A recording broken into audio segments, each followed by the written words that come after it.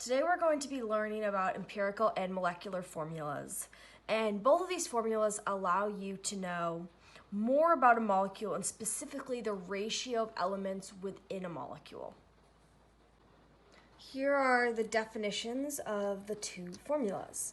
An empirical formula is the simplest positive integer ratio of atoms present in a compound, and the key word there is simplest. And then a molecular formula is a formula giving the number of atoms of each element present in one molecule of a specific compound.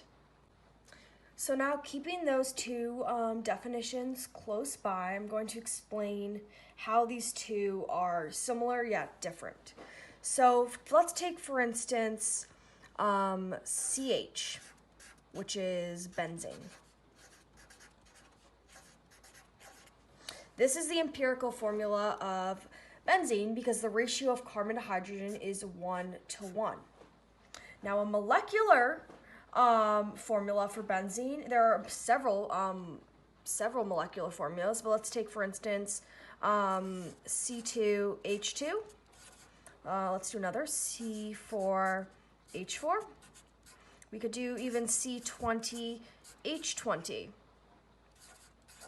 What makes these all empirical formulas of benzene is that the ratio of carbon to hydrogen is still 1:1.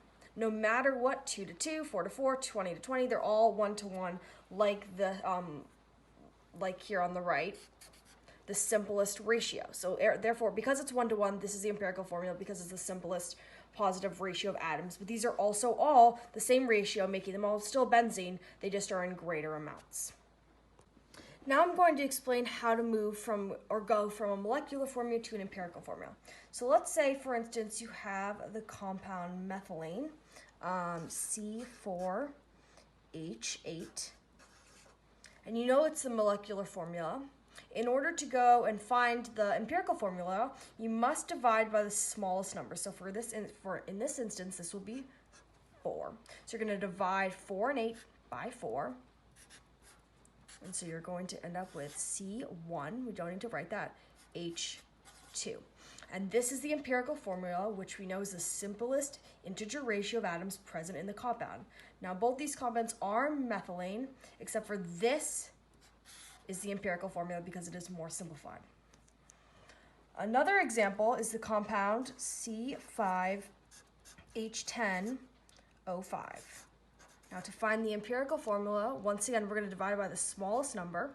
In this instance, it's 5, which is going to give us C to the first, H2, O to the first as well. And as we can see, they're the same ratio. This one is just more simplified and is therefore the empirical formula. There are some exceptions, as you'll see with this new compound, which I'm going to write and then I'll explain.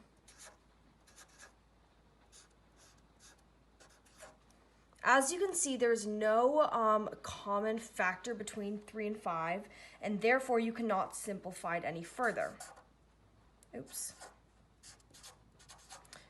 therefore, the molecular formula and the empirical formula are equal because you cannot reduce the molecular formula to any smaller ratio or more simpler ratio, rather. It is also the case that many compounds can have the same empirical formula. For instance, we have the compounds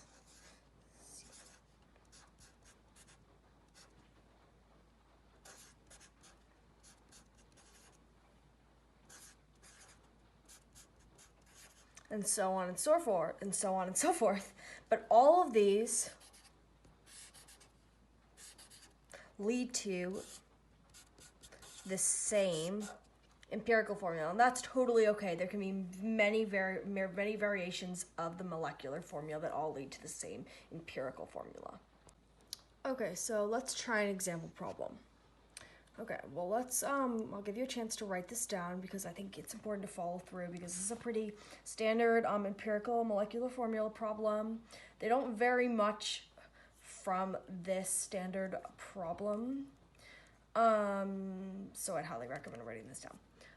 But a sample was analyzed and found to contain 40% carbon, 6.71% hydrogen, and 53.29% oxygen.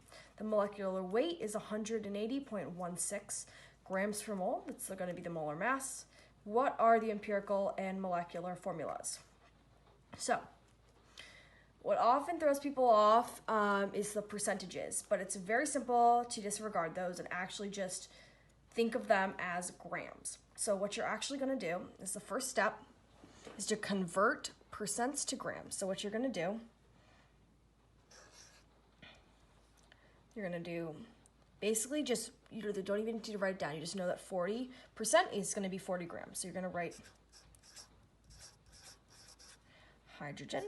It's going to be 6.71. And oxygen is going to be 53.29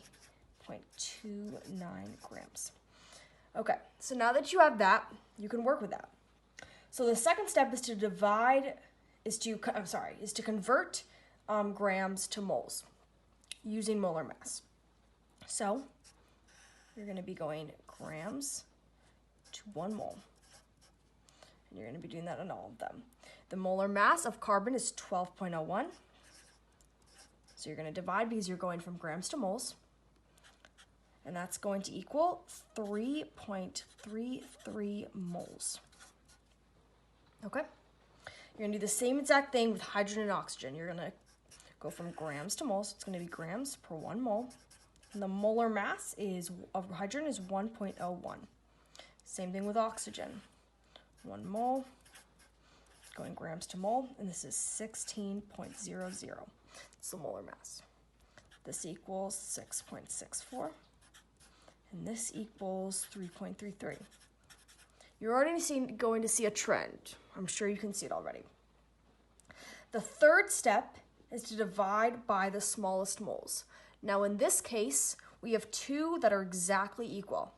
Doesn't matter. 3.33 is the small, so you're going to divide by 3.33. 3.33.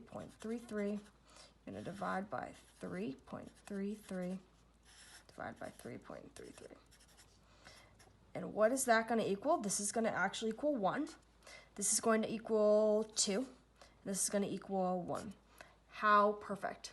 And this is what's going to happen on all of them, basically, is that they're going to become these simple whole numbers, positive integers, and they'll come out in these ratios, and this is what the empirical formula is. So you're going to take this, there's 1C, so your empirical formula, I'm going to call it EF equals 1 carbon, 2 hydrogens, and 1 oxygen. That is your empirical formula. Okay, so now that we have the empirical formula, which is right here, CH2O, we have the first part of the problem done, except that it also asked for the molecular formula. So I'm going to grab a new piece of paper, and I wrote at the top the empirical formula just so we don't forget. In order to solve for the molecular formula, you're also going to need another key piece of information mentioned in the problem, which was the molecular weight. So I'm going to write that right up here.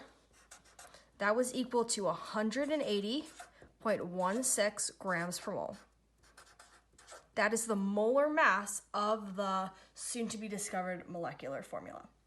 Okay, so basically what's next is you're going to find, that's the molecular weight right here. We need to find the empirical weight, or the molar mass of the empirical formula. So we're going to refer to the periodic table, and we know carbon is 16 grams per mole.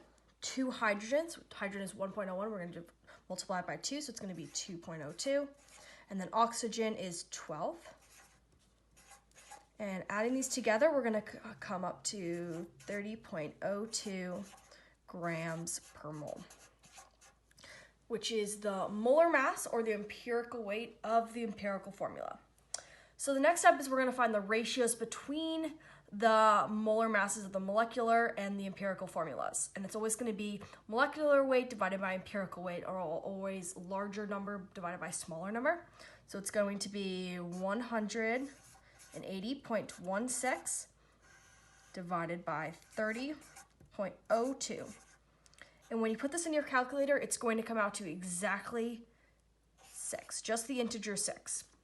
And this 6 is extremely important, or whatever integer that's going to come out to when you solve other problems is really important, because this is the number that you're going to multiply the empirical formula by in order to determine the molecular formula that they have given you corresponding to the molecular weight. So what you're going to do to find the molecular formula is you're going to take this number and multiply it by the empirical formula, which will take you a minute to figure out what the molecular formula is, excuse me. Okay, and then multiplying the 6 through, it's going to be C6H12O6. And this right here is the molecular formula. And if you were to find the molar mass of this molecular formula, it would equal exactly 180.16. Okay, so here's a quick recap of the video. Basically, an empirical formula is the simplest positive integer ratio of atoms present in a compound. A molecular formula is the same ratio of those elements of the compound, but a higher multiple of them. And it's giving the number of atoms of each element present in one molecule of the same specific compound as the empirical formula. So here's a list of steps of how to find the empirical formula and the molecular formula. So the step 1 is change percentage to grams. If they don't give them as percentages but just as grams, you just have to ignore the step and you just go straight to number 2. Secondly, you convert the grams to moles. The trick here is to use the molar mass to go from grams to moles. You always divide by the molar mass when moving from grams to moles. Step number 3 is divide by the smallest number of moles. So in our example, that was a 3.33. You're going to divide all of them by the smallest to get whole numbers. And as it will be 1.99, you count that as 2. Often it will just be 3.00, 6.00, etc., etc. It should be very simple. The problems are not trying to trick you. Number 4 is to use these integers to write the empirical formula. So the whole number integers that you just discovered in step number 3, you apply them to the element they correspond to, and there you go. That is the empirical formula. If you're just asked for the empirical formula, this right here, step number 4, is where you can stop. You don't have to continue. If it is asking for the molecular formula, you find the molar mass of the empirical formula using the periodic table, of course, and you divide the molecular weight, which has to be given in the problem, by the empirical weight, which you just discovered by finding the molar mass using the periodic table. And this will give you an integer, a whole number positive integer, which in order to find the molecular formula, you multiply the empirical formula by this whole number integer, and there you go. There is the molecular formula.